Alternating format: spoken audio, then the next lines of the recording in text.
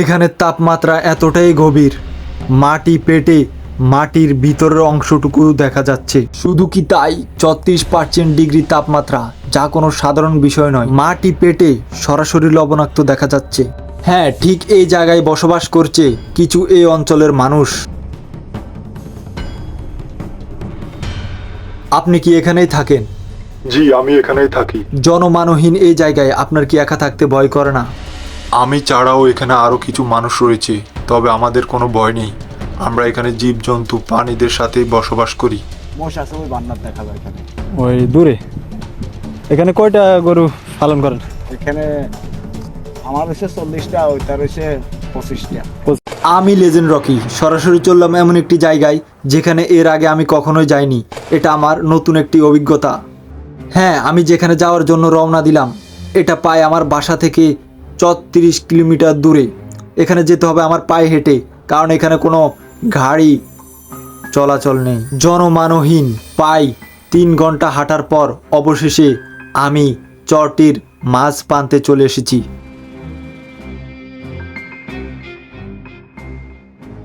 এই দ্বীপটির প্রায় মাঝখানে রয়েছে একটি লাইট হাউস। প্রায় শত শত বছর আগের এই লাইট হাউসটি এখনো এখানে দাঁড়িয়ে আছে। আজ থেকে প্রায় অনেক বছর আগে এখানে ছিল বিশাল একটি নদী। সময়ের কালে কালে এই নদীটি চরে রূপান্তরিত হয়। ঠিক তখন থেকেই এই লাইট হাউসটি এভাবেই দাঁড়িয়ে থাকে। সময়ের পরিবর্তে এই লাইট হাউসটি এখনও পরিবর্তন হয়নি। দিনের বেলা এই লাইট হাউস চার্জ করে এবং রাতের বেলা এই লাইট হাউসটি এখনও আলো দেয়। আমার দম প্রায় বন্ধ হয়ে যাওয়ার অবস্থা। এখানে এতটাই রোদ, রোদের তাপে প্রায় ঝাঁঝায় অবস্থা। অনেক দূর হাঁটার পর অবশেষে আমি একটি ছোট্ট কুটুরি বাড়ি দেখলাম। আমি এই বাড়িটির উদ্দেশ্যে রওনা দিলাম এবং উপরে যাওয়ার চেষ্টা করলাম এখানে কি কোনো লোক থাকে। অবশেষে এত দূর আসার পর একটি লোকের দেখা মিলল।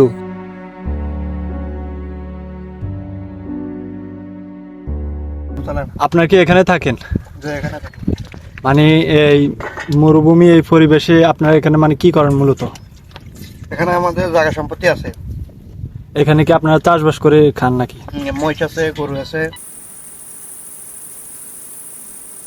আপনারা রাতে এখানে কিভাবে থাকেন? আপনাদের কি ভয় করে না? মৃত্যু তো একদিন হবেই, ভয় করে কি লাভ ভাই? শুধু রাতের বেলা চোর ডাকাতের ভয় ছাড়া আমাদের আর কোনো ভয় নেই। ঠিক আছে, অনেক অনেক ধন্যবাদ। আমি তাহলে আসি, ভালো থাকবেন। তৃষ্ণায় আমার যেন গলা শুকিয়ে গেল। আমি যেখানে রয়েছি এখানে রোদের প্রায় তাপমাত্রা 34 ডিগ্রি উপরে। এখানে এতটাই রোদ, আমার অবস্থা প্রায় শেষের দিকে। প্রায় অনেক দূর হাঁটার পর অবশেষে আমি গাছপালার দেখা পেলাম। তৃষ্ণায় প্রায় আমার অবস্থা যায় অবস্থা হয়ে গেল।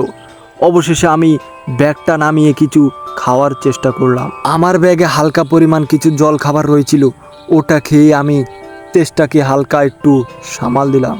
এরপর আবারও মাইলের পর মাইল হাঁটা দৌড়লাম। জানি না আমার গন্তব্য কতটুক পর্যন্ত রয়েছে। প্রায় মাইল 2 হাঁটার পর অবশেষে আরও একটি লোকের সাথে দেখা হয়ে গেল।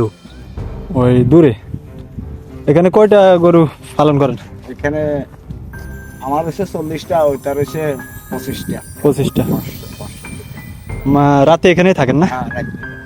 ভয় করে না একা একা? না না, ও একজন এখানে থাকে আর আমি এখানে থাকি। এখানেই? এখানে আমি থাকি এখানে।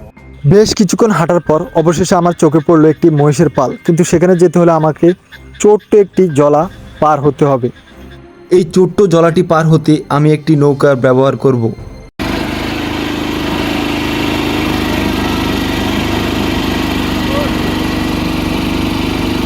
হ্যাঁ, অবশেষে আমি নৌকাটি পেরিয়ে নদীর ওই পাশে চলে গেলাম।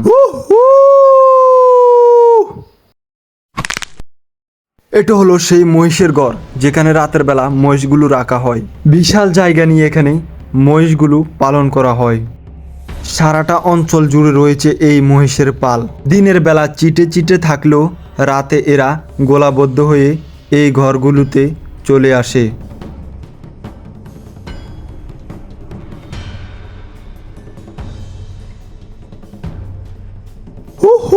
মনে করেন আপনিও যদি মহিষের সাথে এরম একটি রাত কাটান, তখন আপনার অনুভূতি ঠিক কেমনটা হবে?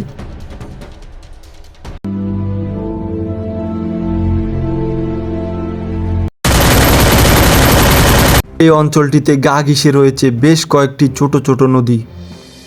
এই ছোট নদীগুলো পার হতে ব্যবহার করতে হবে ছোট ছোট নৌকা।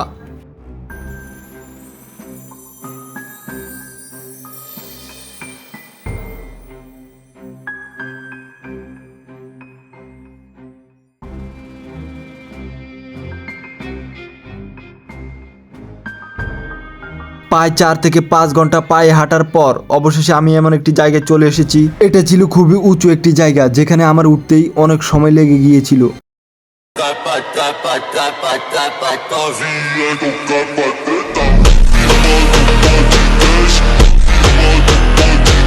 মহিষগুলো আমাকে দেখে থমকে রয়েছে, যেন নতুন কিছু বলতে চায়। সূর্যের আলোর এতটাই তাপ, মহিষগুলো সরাসরি মাঠ ছেড়ে পানিতে চলে এসেছে।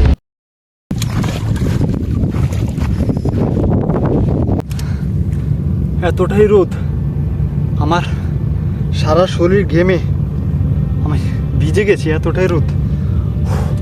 এই ছোট্ট ছোট্ট নদীটা আমাকে এখন পাড়ি দিয়ে ওপারে যেতে হবে। এখান থেকে তারপর আমরা পশ্চিম অঞ্চলে ফিরব। এর পিছন থেকে আমরা সরাসরি বাসে চলে যাব। আমাকে এই নদীটা, জানি না নদীটা কতটা বিপজ্জনক, তারপরে এটা আমাকে পাড়ি দিতে হবে। আর আমাকে ওখানে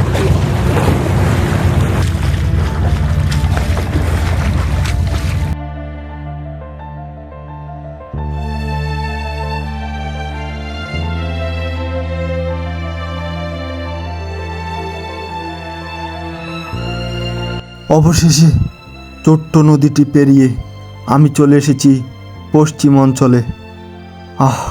প্রায় 12 থেকে 13 মাইল পায়ে হাঁটার পর আমার অবস্থা পুরোটাই খারাপ। কতক্ষণ ঘুমিয়েছিলাম জানি না, ঘুম থেকে উঠে দেখি প্রায় সন্ধ্যা হয়ে এসেছে।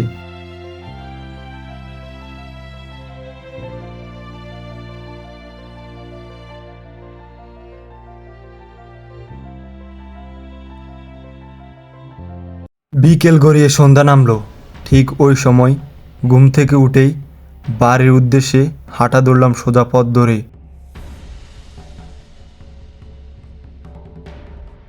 অনেকক্ষণ পায়ে হাঁটার পর অবশেষে আমি আমার পরিচিত জায়গায় চলে এসেছি। এখনও এখান থেকে বাড়ি ফিরতে আমার প্রায় 2 ঘন্টা সময় লাগবে।